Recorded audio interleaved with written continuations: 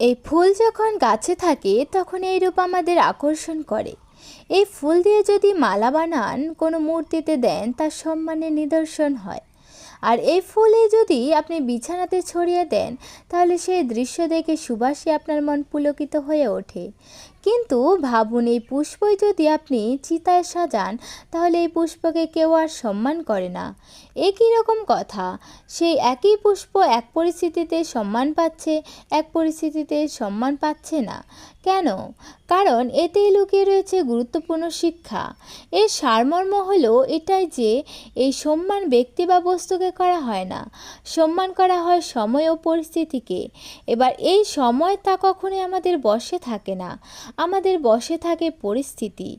আমাদের পরিস্থিতি কেমন হবে তা সিদ্ধান্ত স্বয়ং আমরাই নিই। আর যেরকম আমাদের পরিস্থিতি হবে সেরকম আমাদের সম্মান হবে। হরে কৃষ্ণা।